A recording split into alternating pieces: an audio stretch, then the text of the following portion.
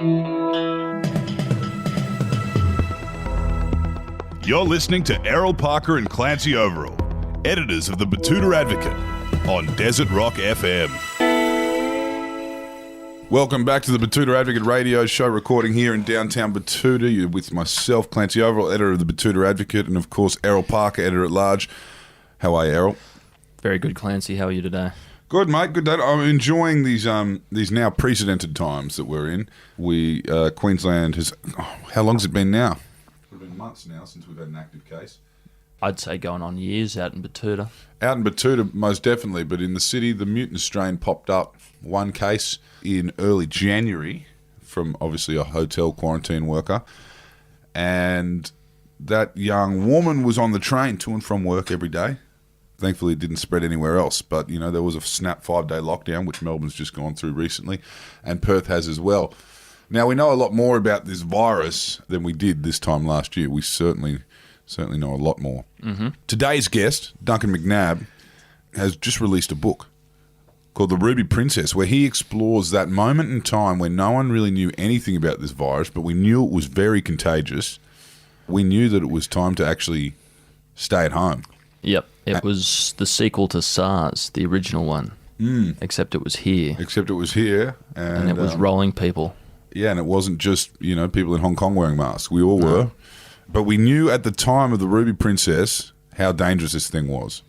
And we still managed to see a cruise ship full of people unloaded into the biggest city in Australia with what we then found to be 900 active cases. At peak hour, right in the middle of Sydney CBD. Thanks very much. Brilliant. You couldn't write it, really, could you? No. I did try.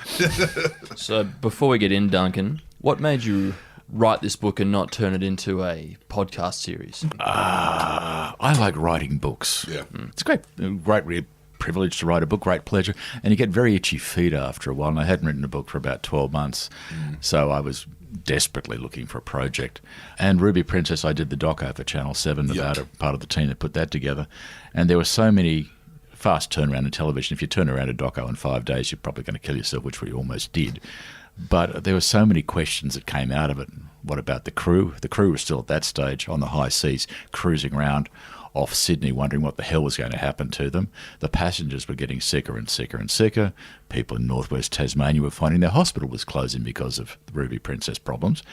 The whole thing was spiralling, and the thing that really grabbed me is why the hell would anyone sail a boat on the 8th of March with the cascading disasters around the world? By that point, we'd all seen late January, early February, we'd seen the Diamond Princess, a great big white photo opportunity parked in Yokohama Harbour with problems left, right and centre. Across in the Atlantic, something I think, I may have it right, the Costa Luminosa, a ship was cruising along with Australians on board, oddly enough. It had been for a sort of whip around the Caribbean and was motoring across towards Europe. European doors were slamming. Ports didn't want to see it.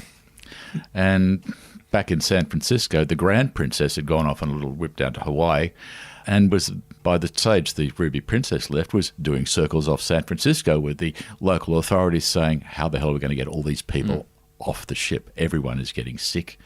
And for some reason, the Ruby Princess left Sydney. So not the best time to own stock in the Princess Corporation? I think there is a class action at the moment in the US about the investment possibilities of Carnival cruises at around about this time. Via Bermuda, of course. Yes, where most good companies go to rest. Can I ask a question, Duncan? Before you wrote this, were you a cruise ship man yourself? No. I've spent most of my life on the road. Yeah. I like planes. Yeah. I did. A mate of mine coerced me a couple of years ago. He was turning 40, and I was still living in London. And he said, I'll get a group of us, and we'll go on board the Queen Mary or whatever it was, the one that runs across to New York. And I thought, well, this would be pretty cool. Never been on a ship before. We hop on board, looking forward to seeing the Statue of Liberty on the other end 7 days later, which, by the way, is really uninteresting. Not as big as you imagine. No. Dawn, you're looking thinking, well, that's all it is. Great. Yeah, it's about the size of the Space Needle in Brisbane. Yeah.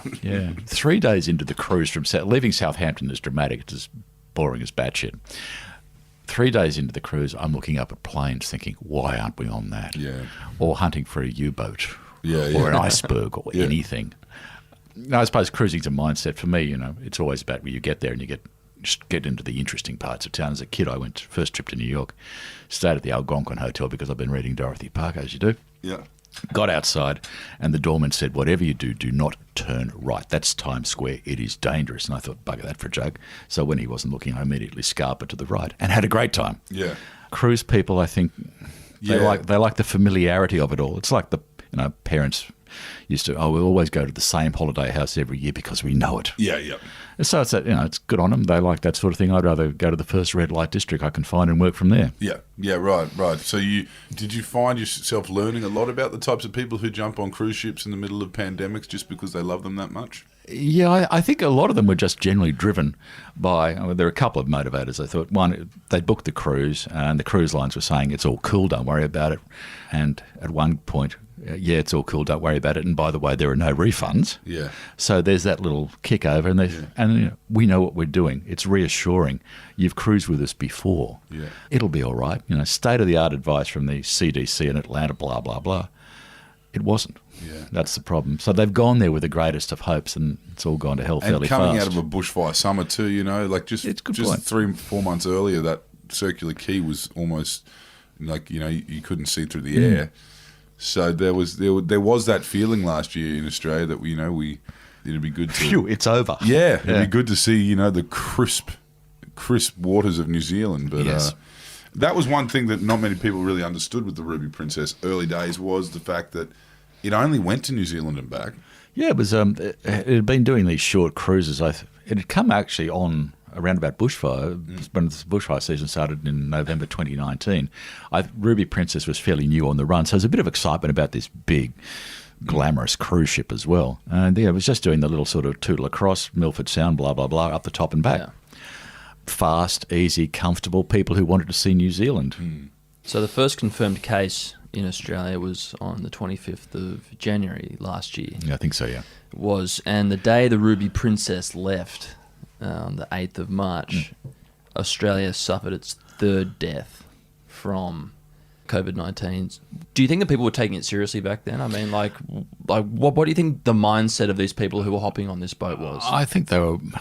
In their minds, it was, one, this is what we always do, so it's a familiar territory.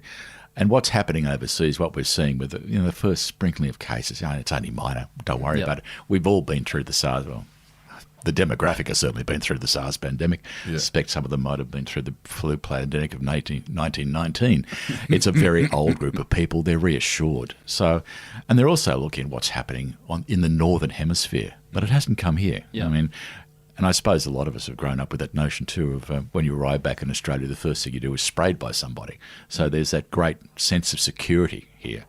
Turns out it was wrong in this case. So if there was just a handful of cases in the country at the time, how did the virus get on the ship in the first place? That's a question no one can quite answer. Okay. I'd take a punt and say it's come on with a crew member or someone from the prior cruise who's come in, because Sydney's such a big draw card. I spoke to lots of people, for example, who've come in from Florida, that sort of older cruising set from or California. They've flown here, so they might have brought it in with them. But there's also a lot of crew change rounds as well, so it may have been a crew change in Sydney, completely innocent. Yep. A question we did ask when I was putting the doco together was there any evidence that a crew member from the Diamond Princess had landed in Sydney and come on board? And that was a definitive no.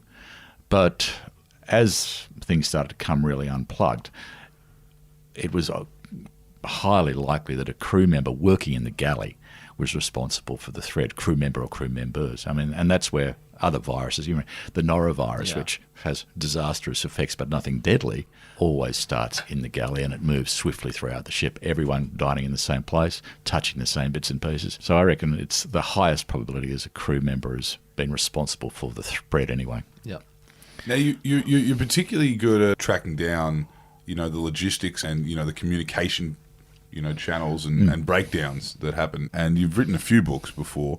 I don't want to delve into too much of the, the almost slapstick Brad Hazard, New South Wales health kind of failings in this book because they make for a great read. But you are an ex-policeman. Yep. And at what point did you start becoming a writer Were you always kept a journal on you? No, I actually started writing actually in the late 80s, just doing some columns and all that sort of stuff in newspapers. Always like writing. Yeah. I think I did my first book in 2005. Mm-hmm. I enjoy the process of writing. God, that sounds terrible, doesn't it? But sitting down every morning when you sit down at your laptop to knock something out, you go on an adventure. Yeah. Particularly handy if you're writing during a pandemic because there's bugger all else you can do. Yeah. So it's that adventure which I thoroughly enjoy, whether it be writing for this or for TV or whatever it happens to be. It's all the same process. And the important thing in writing and also investigating is chronologies. And that's why I like to dig into when things started happening. And legal defence is exactly the same thing. Always work out where you started, where you ended, and just document every bit on the way through. And that way you find out what really happened. And you can see you get that lovely moment of clarity. You think, shit, that's exactly why this happened. And you can see the cascade of problems as you bring the sort of disparate parts into one line. So as a policeman, where was your beat? Where was your station? Most of my dubious career was at the CIB in Sydney, which was the Criminal Investigation Branch, which is very serious, based at the old Remington Centre overlooking Hyde Park. But most of my work in those days was done pretty much around King's Cross, back in the really bad old days. Mm-hmm. Well, King's Cross is coming back now. They've rolled back those nasty lockout laws. So I guess, do you think the Cross is going to come back to how it was, or what? I don't want it to go back to what it was in the 80s and 90s. to what occupied your time. Yeah. Look, to be honest, when I was a kid in the 80s working up there, heroin was just arriving, was brand spanking new. Yeah. And it was reasonably well controlled. Yeah, there was a lot of addiction, but there were a lot of crooks, crims, colourful people, artists, socialites, good restaurants, blah, blah, blah. It was an interesting place and not dangerous. Late 80s, early 90s, the place turned to crap. Yep. And it became I'm living up there for many, many years.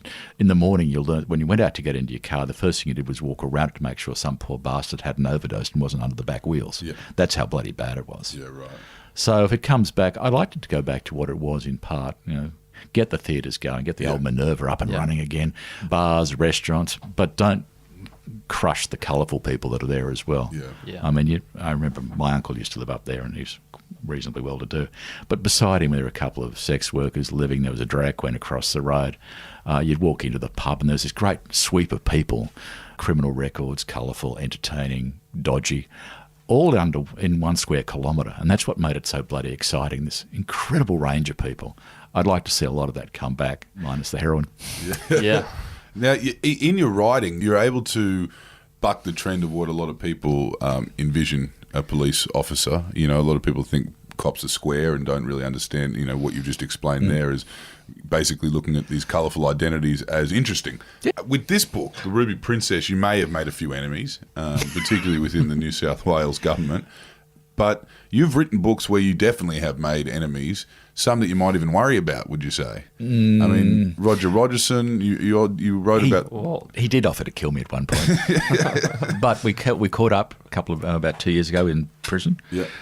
When I wrote my first book about Roger, which is he wasn't very happy about, and I received a phone call which was somewhat one-sided. And I wrote the second book and he wasn't deeply happy about that either. Yeah. But he rang me about 2 years ago and, can you come out for a chat, mate? So we had a chat and wander in and Where is he? He's in Long Bay now? He's in Long Bay in the age and frail department. And he sort of shuffles out and the walk you got to see to believe. It's like a crab with a broken leg. Poor old, he's got terrible injuries. Everything's worn out. But still bright, sharp, wanders up, shakes hands and he said, "Oh, mate, don't worry about the death threat. I'm just let's have a chat, mate." And I've seen him twice. We've had great conversations. Wouldn't believe a word he told me, but great conversations. Do you find when you look back at that era of the New South Wales Police, and maybe you saw some of these guys in action in some capacity, but at the very top with someone like Rogerson, was there an element of them being almost worse than the worst on the street? Yep. Absolutely. Very controlling. I suppose it is weird. It's a strange thing. The only people that ever worried me when I was writing was actually members of the New South Wales Police like Rogerson. I've written about bike gangs and all that sort of stuff. And apart from a bit of bluster, they actually seem to like the notoriety. Yeah. The coppers don't. Yeah. And people like Rogerson are incredibly dangerous. And even back in the cops in those days, if you're going to buck the trend a bit, what would worry you was being arrested by them. Opening your locker in the morning and seeing a bag of heroin sitting in it, followed by a fan on your shoulder saying "gotcha." Yeah, right. Usually with an expletive added to that, or being loaded up for some other crime. These guys played brutal games, and they had a lot of mates behind them. Whereas Crims, well, Crims I've always found really quite like publicity. Yeah. And and it literally is no exaggeration, a couple of times a year you'll get some bloke that you haven't heard of in years. Oh, mate, I think I've got a book and I'd really like you to tell my story. And some of them are intriguing, but does anyone really want to read it? But, we go and have lunch with them and a chat. Could make a good podcast. Some middling old gangster. Yeah, his story's kind of good, I guess. Yeah. One of them, I remember, rather notable bloke rang me once and we were just chatting about it, and he'd just been in Blue Murder, the ABC series. And I said, mate, how did you go? You're portrayed as a rapist, a murderer, an assailant, an armed robber, a drug dealer. And he said, oh, mate, no. But they had some bastard played me in tracksuit pants, and I would never leave the house in tracksuit pants. Now, in terms of making a few enemies in the police force, you did write a book about kind of one of Sydney's darker kind of moments in history, which really wasn't ever told, and no one really wants to believe it was something that Sydney was known for until your book came along, and that was about the Sydney Gay Murders down there in the eastern suburbs and northern beaches, I guess. Yeah. But this coastal kind of thing that happened throughout, what was it, 80s, 90s? Yeah, sort of started in the late, it's mainly a sort of mid-80s, early to mid-80s thing, or maybe as far as 1990 or so. And it was just, I think it was a unique confluence of circumstances. We had AIDS had just come up and was devastating a community. We had the Grim Reaper advertisements, which I don't think anyone ever saw them will ever forget. Yeah. We had a police force that was substantially not terribly interested in gay hate crimes. I mean, and in fact, in some instances, were perpetrating them. Not the murders, but certainly bashings were very commonplace. We had that sort of decades of institutionalised dislike for the gay community in New South Wales policing. And some practitioners were still kicking along, and others were actually enlightened. But so was that mixed bag. And we had a couple of parliamentarians popping up under privilege and giving us lists of gay men they believed were pedophiles without one skerrick of evidence other than their sexuality. So you had this furor happening. And in the middle of that, there were youth gangs. I mean, we've always had youth gangs, and youth gangs tend to look for vulnerable targets, and the gay community was a perfectly vulnerable target. So how many people do you think, on those cliffs and parks of eastern Sydney were killed? It's guesstimate, certainly up in 20s or 30s at least. The problem with some of them were passed off as, I think the figure that the pundits have is around about, there are potentially 88. I think that's the big figure. It's hard to tell because some of them were passed off by the coppers as suicides. Yep.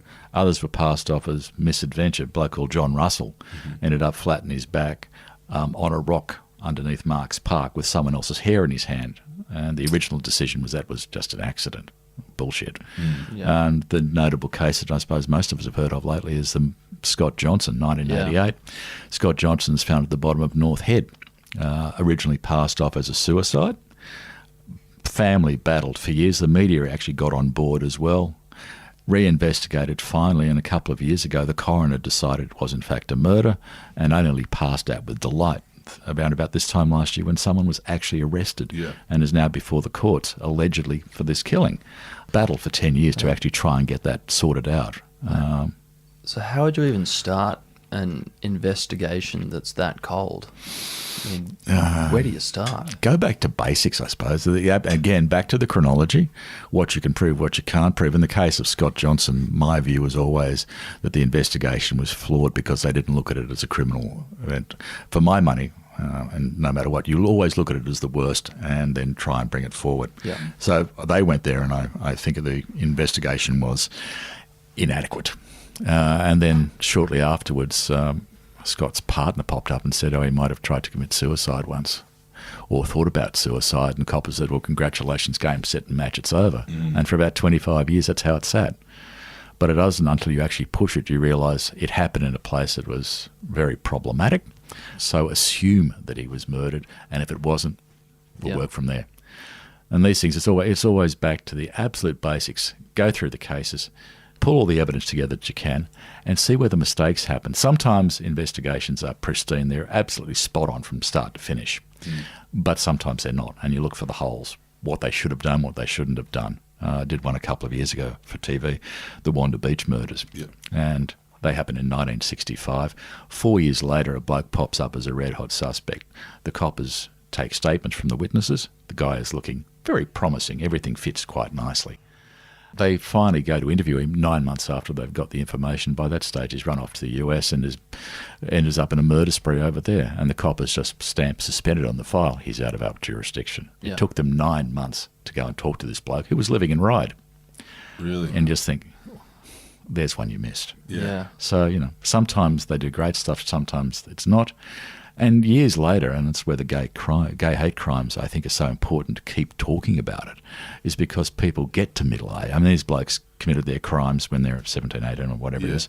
They're now hitting middle age. Maybe they're starting to think about something. Maybe where do these blokes end up? Like, I mean, for example, you look at these beach suburbs where it may have where a lot of these crimes happened, and there's people who have survived these kind of attacks who say it was just a bunch of local kids. Yep. So, and I know, like, a lot of these kind of beach towns aren't as rough as they used to be, but a lot of them would still be living in that community. Have you come into any contact with any of these, Bondi boys? Or? There are a couple of the Bondi blokes I know are still about, Yep. and I think they still make excellent suspects. The coppers did something quite interesting. It always fascinates me about how these things, years later, when they started investigating all these crimes, a bloke called Steve Page, a copper who did a remarkable job, looked at all the cases, put them together and thought, we have a problem. And he did a terrific job on it. He decided it was appropriate to go out one day and actually throw someone off a cliff, a dummy, of course, I hasten to add. And he went out there to do that, not because he wanted to see the trajectory, which is always important. Can the crime have happened in the way it's supposed to have happened? That's always important. But what he really wanted to do was make sure that they had electronic surveillance on all the suspects. Yeah. So when they reenacted it, it wasn't so much to see where the landing would happen, it was to see if there were any phone calls. Yeah. And that's where, unfortunately, the phone calls ran hot, but they didn't talk about the murder. Right. They talked about a couple of other crimes, which some of them were subsequently arrested for. Luck of the draw. Yeah, right. Why do you think that was that these kids were able to run around like that underneath the nose of the coppers? Was it the footy club? Was it were they surf club? How? It's a mixed bag of kids around the Bondi, operating around Marks Park. You had some of the local boys hang around the beach and all that sort of routine. Old enough they go down to the pub. Fairly ordinary sort of human beings, but they gather together. There's, most Australian beaches of any size have got pockets of kids that you probably give a wide berth to. Yeah. This would be those. Some of the groups came from the housing estates around Redfern, Waterloo. Mm-hmm. Easy drive across. One of them actually, he didn't start going to Bondi until he got his L plates. So that's how this worked. But I think in the back of their minds, what they had a rough idea is that there were people there, people they could attack who wouldn't talk. Yep. And part of the lottery was that they also had some pockets of the New South Wales Police Force that weren't that exuberant in how they investigated crimes. As one of the most notables for that sad group was Ross Warren. We remember Ross because he was a really good-looking young bloke who was on TV. So you immediately got the photo drives the story sometimes. And the investigation into Ross's disappearance was utterly abysmal. Yeah. Talked up, we've got the helicopters out, we've got the police launch, blah, blah, blah. All the optics. Yeah. And none of them turned up. Yeah. And the coroner gave the officer in charge a fairly decent hiding years later in a coronial inquest. Well deserved. Yeah. And you, in your time as a policeman, realised you were probably going to get more done writing about this than these kind of blokes would have. Yeah, but I suppose back in the day, I had an epiphany one morning at Internal Affairs where I was seconded to, and when Mick Drury was a copper that was shot, Drury's getting well, then he wasn't getting well and he's declining rapidly, so they get a magistrate in to go and take a dying deposition from him. Pretty powerful in law. You think that you're about to die, so it's presumed that what you're about to say is fairly truthful. So Mick Drury does this dying deposition, and in it there is, I think from memory, one sentence that says, and the bloke probably responsible for my shooting was Roger Rogerson. Dying deposition comes into Internal Affairs. We're having a cup of coffee, having a bit of a natter. The boss throws it on the table. We all read it and think, Jesus wept. And then the boss looks and says, "Oh, no, it couldn't be Roger. He's too good a bloke." At which point I thought, maybe it's time to escalate my departure plans. Yeah. So what was the transition like from police life going back into being a private citizen? Relatively straightforward. I departed in a huff, so it was reasonably easy. I was quite happy to leave. It was interesting, a couple of years doing criminal defence stuff, which was good fun. Yeah. And then sort of segue slowly into the media, and here we are. Do you have a reputation now where... For a number of things. Well, if you know, say someone like Brad Hazzard, who New South Wales Health Minister, finds out Duncan's sniffing around, that they might tighten up things a bit? No, I think in the Ruby Princess case, the media were treated pretty much the same across the board. Yeah. Communications at the outset were crappy. Yeah. I suppose to give them their due, health dropped the ball incredibly badly. Yeah. But the last couple, what happened afterwards, if there was a lesson to be learned, they certainly picked it up. And this handling in this state's been exemplary. Yeah. But those first couple of days, look, the health minister wouldn't have been happy. But, if you want to be in public life, you've got to take a couple of knocks occasionally. What about, Ruby Princess cops it, but it would have only been a couple of weeks earlier they had the Mardi Gras in Sydney. Oh. You're right, the first week of March. Yeah, first week of March. So in that week, things changed, didn't it? It was the world was changed. The momentum was happening. Yeah.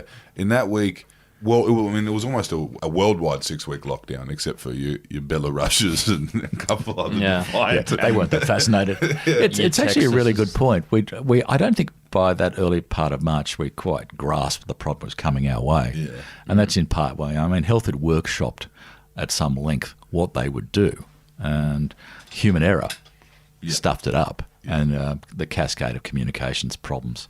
They picked it up very quickly, thank God, and did a pearler of a job afterwards.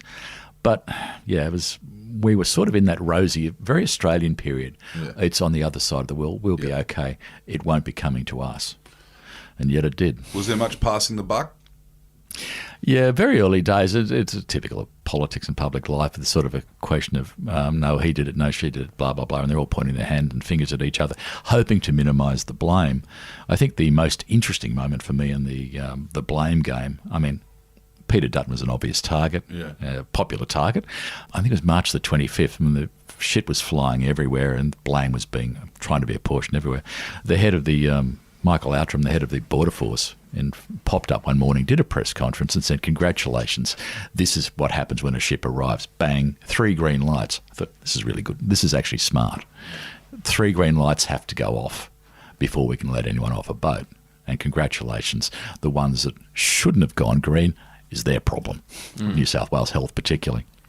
So the boat comes back on the 19th of March. The government knows that there are people on that boat who have... an upper respiratory disease. Spicy flu. Yeah, they come in to dock, a few decisions are made, and all of a sudden, thousands of people are pushed out into Circular Quay. I think they had a sort of risk management system. If you get above a certain number, it goes from low risk to medium risk. When the ship had come back in on the 8th of March, it was at medium risk, and Health had done a great job. When it came back in on the 19th of March, the lead up to it, it was decided it was low risk because of the figures coming out of the ship primarily. But what they'd omitted to do was to upgrade the figures. So by the time it docked, it should have been medium risk. It should have, lights and buzzers should have gone off. But it was this confluence of human error. The ship hadn't updated with New South Wales Health the growing number of problems. New South Wales Health hadn't asked them. You'd think, we haven't heard. Can we just do a quick touch-up before we open the doors? That didn't happen either. And this is where this cascade starts. Then to build on that problem, which is striking, the swabs from these couple of the sick people that are treated go off to the lab, and they don't turn up that day. They turn up the next day. So by that stage, we've had the grand dispersal, about 600-odd people to the international terminal alone. So it's flying by that stage. So it's this... Cabs, trains, bloody... One poor sod who ended up terribly, terribly sick talks about getting off the boat. They're all huddling like sheep off it. And you see, I think some of the television crews caught it so beautifully. Everyone's sort of cheek to cheek, blah, blah, blah, getting off the boat, no masks inside. Herded off like sheep, one bloke said. And one family hop on board on board a bus to take them back home. A little tour bus full of people coughing and spluttering. One bloke ends up terribly unwell. And I think he's one of the leaders in the class action at the moment. So it was just human error followed by a confluence of stuff-ups. All the great, and like with most things, all the great planning went to hell the moment the first shot was fired. Yeah. And what is there much weight to the conspiracies that we're getting around about, MPs with relatives on board, and the Hillsong Church conspiracy was a good one. I love that one. That came out really quickly, actually. Yeah, I'm old-fashioned. I fuck up before conspiracy, and there's not one shred of evidence. I remember we chased the Hillsong conspiracy briefly when we were doing the doco, and I thought, this is really great. Not being a fan of Hillsong helped. And there was just nothing to it. A certain minister, he's got his family on board. It's just rubbish. Yeah. But, it does around. And the great thing about social media these days is it moves faster than it used to. Yeah. And the problem is with this government, when there's smoke, there's fire quite often. Federally, the Hawaii holiday was a rumour until it wasn't. Yeah, that was a good one. Yeah. Yes, you push the rumour until the tickets arrive and you think, gotcha. Yeah. But I think you've got to go down that little bit extra to make sure you can actually prove it. Yeah. And that's what's going to be interesting over the next few weeks with this Parliament House incident that's just come out. Exactly. They're going to be digging, and there's going to be rumours, and there's going to be truths about who knew what. And having done a few of these over my years, both defending and prosecuting them, these are the most complex, sensitive things to do. It really is problematic. And no one seems to win at the end, even if there's a dreadful things to do. Especially the victims. The victims go through absolute hell. And we have a far better system. When I was a copper, victims just got absolute hell, sometimes by the coppers, although often dealt with sensitively and carefully.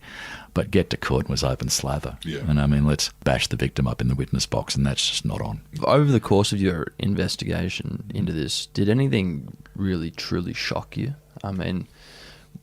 If there's one thing that we do see from pretty much all state governments around the country is that there's always some instance of just gross incompetence and just the scale and the volume of the fuck-ups is just never ending. Was there anything you came across that truly shocked you? No, there wasn't one grand moment.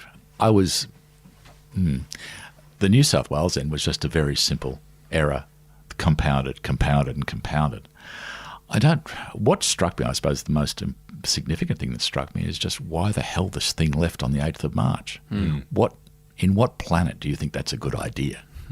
And the background of cruise lines. The other thing that struck me was actually the sheer misery of the poor bastards left on board, cruising off for 5 weeks off New South Wales. Yeah. And that's a part that I thought was incredibly important. These poor buggers spend their life below waterline, trying to keep the people above waterline happy. And for 5 weeks they're stuck there not knowing where they're going to end up. Yeah, and for the weeks after that happened, up to 1 in 5 people on that boat probably had it.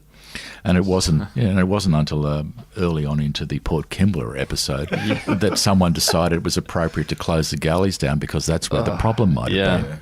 I mean, just Port Kembla, and then then they said thank you when they left. Thank you for having us, Wollongong. We didn't even know you were there. Yeah, there was a rumour. A rumour I can't possibly. There was as she sailed out. There's a gigantic banner. Thank you, Illawarra, and no one was prepared to fess up to where that came from. I was just curious. Good bit of PR. Yeah.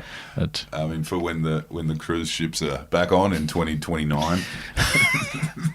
I'm getting a lot of social media plugs for cruise ships at the moment. It's quite unusual. The algorithm's gone a bit astray. Yeah, I can get some great deals. Well, I've seen what you've been Googling for the last year while you've been writing this book. You're finding out the background. I'm looking forward to the eight day. Oh, I think the last one this morning was 8 days on Norwegian cruises. An absolute snap in 2021. Not a snowflake's chance in hell. And I've seen the ads on TV for the river cruises in Germany for 2023. Kill me now. Could you imagine being trapped on the Rhine with a group of geriatrics all grumbling? Oh, no thank. Got jelly in the lungs. I actually had dinner with I was dragged into a dinner party in London once, and there was a couple on it talking about how they loved the cruises, and I'm thinking, I'd rather stick a knife in my eyes. Well, that's what a lot of the Ruby Princess passengers will be saying moving forward as well, I imagine. Yeah. Yes. I think there'll be a lot more that'll trade that up for the Indian Pacific, I'd Yeah. say. Yes, the race to the buffet may be suspended. Well, thank you for joining us, Duncan. What a yarn. I mean, you've written plenty over the years, but this one's particularly exciting. This is The Ruby Princess. It's out March 2021. It's out now. Gentlemen, thank you. Thanks for having us.